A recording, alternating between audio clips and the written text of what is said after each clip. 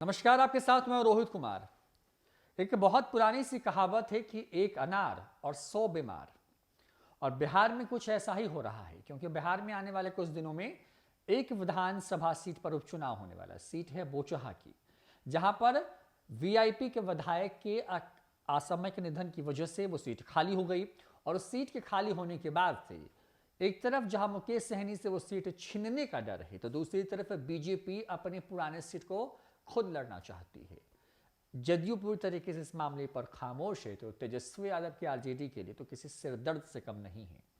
ये इसलिए क्योंकि एक तरफ जहां पूर्व मंत्री अपनी बेटी के लिए वहां पर दावेदारी ठोक चुके हैं, तो दूसरी तरफ बिहार सरकार में तेजस्वी की जो सरकार थी, जिसमें वो डिप्टी सीएम थे, उस सरकार में उनके एक मंत्री ने भी दावा ठोक दिया है। पूरी खबर विस्तार से। बिहार के मुजफ्फरपुर जिला अंतर्गत बोचहा विधानसभा के एनडीए गठबंधन के वीआईपी विधायक मुसाफिर पासवान के निधन के बाद बोचहा विधानसभा की सीट पर 6 महीने के अंदर उपचुनाव होना है, जिसको लेकर के अब विभिन्न राजनीतिक दल एक भावी उम्मीदवार का जो है दौरा शुरू हो गया है।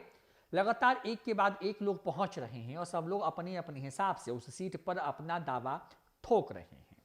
अब बड़ी बात यह है कि उस सीट पर प्रत्याशियों की दावेदारी शुरू हो गई है। विधानसभा क्षेत्र में बधाई संदेश वाले पोस्टर और बैनर जो है सहज रूप से देखे जा सकते हैं। इस बीच वीआईपी सुप्रीमो व बिहार सरकार में मंत्री मुकेश सहनी के यूपी विधानसभा चुनाव साल 2022 जिसकी घोषणा हो गई है, उसमें जहां बीजेपी के खिलाफ कूदने की घोषणा ने इनको और रोचक कर दिया है, तो सन ऑफ मल्लाह की यूपी की 165 सीटों पर चल रही तैयारियों को देखते हुए अब सभी पूछ रहे हैं कि बोचहा में मुकेश सहनी का क्या होगा।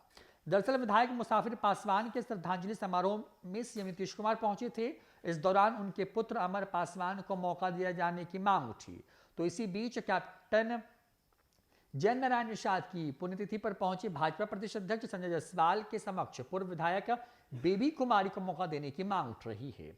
एनडीए से 2 दावेदार हैं, तो एनडीए में भी एक अनार 100 बीमार वाली बात है, तो दूसरी तरफ बिहार सरकार में पूर्व मंत्री रमई राम इस सीट पर दावा ठोक रहे हैं। रमई राम चाहते हैं कि सीट पर उनकी बेटी जो है उनको मौका मिलना चाहिए, तो दूसरी तरफ शिवचंद्र राम जो सरकार में जब महागठबंधन की सरकार बिहार में थी तब वो कला संस्कृति मंत्री थे, वो दावा ठोक रहे हैं। अब ऐसे में दिखना होगा कि आखिर एक अनार 100 बीमार वाली इस स्थिति में कौन किस पर भारी होगा।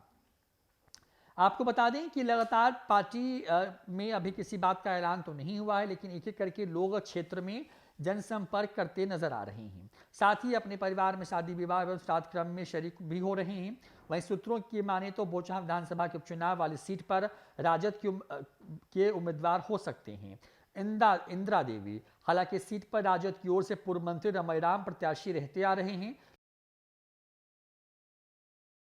लेकिन अब उन्होंने कहा है कि वो अब खुद चुनाव तो नहीं लड़ना चाहते। उनकी बेटी डॉक्टर गीता देवी को उम्मीदवार बनाने की घोषणा कर दी जाए। ऐसे में क्षेत्र बड़ा जो ये पूरा विधानसभा क्षेत्र है, वहां पर उपचुनाव को लेकर के धीरे धीरे सियासी जो पारा है वो बढ़ता जा रहा है। और ऐसे में शिवचंद्र राम जो कि हाजीपुर से विधायक रहे हैं, जो कि सरकार में मंत्री रह चुके हैं, तो शिवचंद्र राम जो है वो चाहते हैं कि उनको मौका मिलना चाहिए। तो बिहार में एक सीट है और सीट के लिए जो बीमार हैं वो यानी कि एक अनार 100 बीमार वाली जो बात हम कह रहे हैं वो बहुत सारी। तेजस्वी यादव की आरजेडी के लिए भी जो है टेंशन वाली बात है, क्योंकि एक तरफ मन किसी और का बनाया है, दावा कोई और ठोक रहा है, और दावा जिसने ठोका है उसके दावे को पर अपना दावा किसी और ने कर दिया, यानी कि यहाँ पर तो एक के लिए 3 लोग हैं।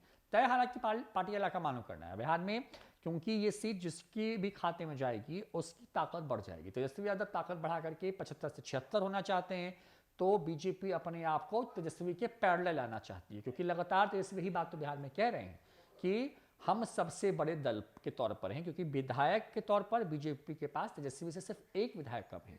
ऐसे में बीजेपी जहां तेजस्वी के बिल्कुल पैरेलल आने की कोशिश कर सकती है, तो दूसरी तरफ तेजस्वी यादव की आरजेडी थोड़ा और आगे बढ़ना चाहती है। तो दूसरी तरफ वीआईपी पार्टी के लिए अगर उसको बीजेपी अपने हिस्से से एमएलसी वाला एक टिकट दे देती है, तो उनके खाते से ये सीट जा सकती है, क्योंकि मुसाफिर पासवान तो वीआईपी के प्रत्याशी थे और वो विधायक भी बन के आए वहाँ से, लेकिन चुनाव में के कुछ ही दिन बाद वो बीमार हुए और बीमार होने के बाद उनका निधन हो गया।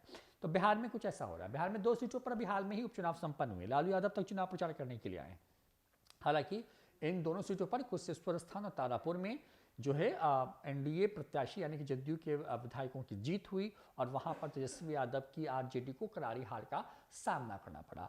तो बोचहां रिजर्व सीट है और वहां पर जो भी होंगे वो अपने अपने हिसाब से अपने लिए गोटी सेट करने की कोशिश कर रहे हैं और इस सेटिंग के बीच में टेंशन बढ़ गई। किसकी?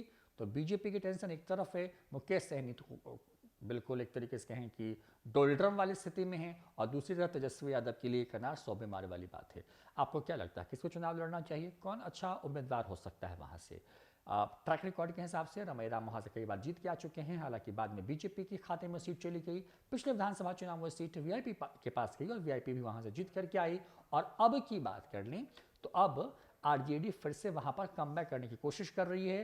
इंदिरा देवी के साथ साथ जो है रमई राम की बेटी गीता देवी या फिर शिवचंद्र राम, कौन अच्छा उम्मीदवार हो सकता है और किसकी जीत आपको लगती है कि वहां से पक्की हो सकती है? अगर वक्त रहते जो प्रत्याशियों के नाम का ऐलान कर दिया जाए तब कमेंट करके जरूर बताएं। फिलहाल इस वीडियो में इतना ही। नमस्कार।